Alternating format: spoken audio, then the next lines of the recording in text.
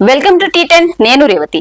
మహారాష్ట్ర అపధర్మ ముఖ్యమంత్రి ఏక్నాథ్ షిండే అలక బూనరా బీజేపీ పెద్దలతో వరుస భేటీల అనంతరం అనారోగ్య సమస్యల పేరిట ఆయన ముంబై వీడి తన సొంతూరు సతారా జిల్లాలోని దారేతంబ్ గ్రామానికి మకం మార్చడం, మరోవైపు పేరు ఖరారు చేయకుండానే ఈ నెల 5న ముఖ్యమంత్రి పదవి స్వీకార ప్రమాణోత్సవం జరుగుతుందని, ప్రధాని మోడీ హాజరవుతారని బీజేపీ ప్రకటించడం వంటి పరిణామాలు చూస్తే ఏక్నాథ్ అసంతృప్తితో ఉన్నట్లు తెలిసిపోతుంది. ఆయన అనుచరులు, శివసేన చీలిక గ్రూపు నేతలు కూడా ఇదే విషయాన్ని స్పష్టం చేస్తున్నారు. 1-2 రోజుల్లో ఏక్నాథ్ షిండే భవిష్యత్తుపై కీలక ప్రకటన చేయనున్నారని శివసేన నాయకులు సంజయ్ శీర్షత్ ఈ నెల 30న ప్రకటించారు.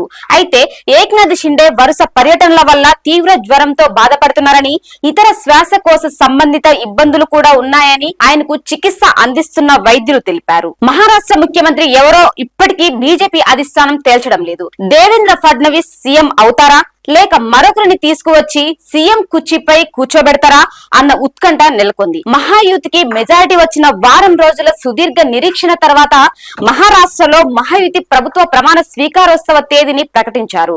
డిసెంబర్ 5న సాయంత్రం 5 గంటలకు ముంబైలోని ఆజాద్ మైదాన్ లో ఈ కార్యక్రమం జరుగుతుందని మహారాష్ట్ర బీజేపీ అధ్యక్షులు చంద్రశేఖర్ బావన్కులే ఎక్స్ లో పోస్ట్ చేశారు.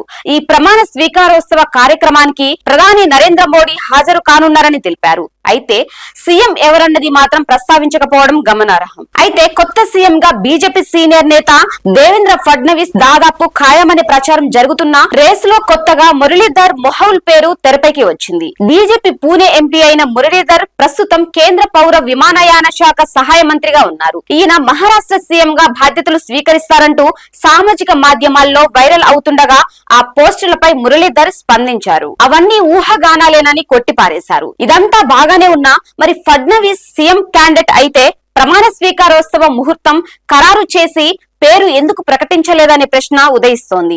అంటే అటు ఫడ్నవీస్ ఇటు షిండే కాకుండా మరొకరిని తెచ్చి సీఎం పీఠంపై కూర్చోబెట్టాలని బీజేపీ అధిష్టానం ఎత్తులు వేస్తుందా అని రాజకీయ పరిశీలకులు అభిప్రాయపడుతున్నారు. మరోవైపు సీఎం రేస్ లో మురళీధర్, వినోద్ తావడే, రాధాకృష్ణ, వికే పాటిల్ వంటి ప్రత్యామ్నాయాల పేర్లు అగ్ర నాయకత్వం పరిశీలిస్తున్నట్లు వార్తలు వస్తున్నాయి.